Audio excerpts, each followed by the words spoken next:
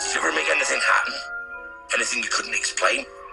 With 400 million books sold in 67 different languages and $5.4 billion in film revenues worldwide with the first 6 movies, Harry Potter is nothing short of a phenomenon. The book teaches that we have to rely on our friends and our community, not magic, to solve our problems. Dr. Larissa Tracy, Assistant Professor of Medieval Literature for Longwood's Department of English and Modern Languages, offers her take on how this phenomenon has contributed to literature. Page 394. I think it's restored an interest in a lot of fantasy motifs and ideas that we haven't actually seen since Tolkien, and that it's actually kind of raised the level of interest in literature for a whole nother generation. Students, parents, kids, you get all kinds of people who are reading Harry Potter who don't necessarily pick up a book to read for fun. Rhonda Barks-Rice, Associate Professor of English, and Chris McGee, Assistant Professor of English, expressed their thoughts on the books and the movies. Harry Potter, in a way, is just a real comforting story.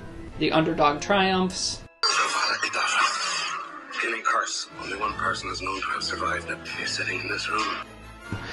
This series seems really, really especially close. I've had a lot of people who are huge fans of the books say they don't like the movies. I've always really liked the movies, and they managed to maintain a lot of plot, especially the more recent one. It seems like they don't want to leave a single scene out of the books. That's why it's taken 2 movies. Tracy commented on why the characters are so appealing and easy to relate to. Not everybody can be Harry Potter, but maybe we can be Hermione. Not everybody's going to be Hermione, and maybe some of us are Ron, and we kind of recognize the different facets of our own personalities in the very complex and textured characters she created. Some of us might just be Neville. Catherine Wright, a junior at Longwood University, went to the Sunchase Cinema's midnight premiere of Harry Potter and the Deathly Hallows Part 1. I'm really hoping that it follows the story. I have read some reviews online, and people have said that it's the best one so far, so I think everyone's really excited about it.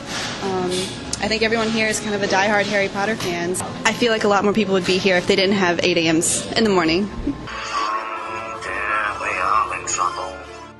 Tracy offered her take on how Rowling was able to create such an iconic series. Mr. Potter, our new celebrity. I think she's tapped into essentially a societal love of fantasy, and I think she just hit it at the right time. McGee expresses his expectations for Part 2 and the challenges of appealing to a wide audience while still remaining true to the books. You are, of course, wondering why I brought you here tonight. She said after all these years, I just sort of go with it. One of the toughest expectations of Part 2 is that in the book you've got Dumbledore show up at the end to sort of explain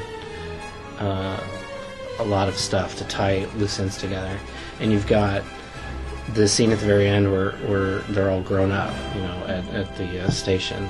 Those are 2 scenes which I'm wondering if they're really going to stick to them that much. Like, I wonder if they're going to have Dumbledore show up again, because the books are really dark up to that point. These are dark times, there is no denying. Barks-Rice speculates on the future of the Harry Potter series. I don't know if Harry Potter has the staying power Lord of the Rings did. Because remember, Lord of the Rings was around for... What was it written? The Hobbit was written in the 20s. Lord of the Rings was written after that. And they were around until, late in the 20th century, before they sort of became mass popular. Harry went exactly the other way. He started out, really big, and I wonder if, as time goes on, he won't sort of fade away to kind of fanboy status. I'm not weak! Prove it! Harry Potter and the Deathly Hallows Part 2 will be released on July 15, 2011. For WMLU, I'm Ashley Bowles.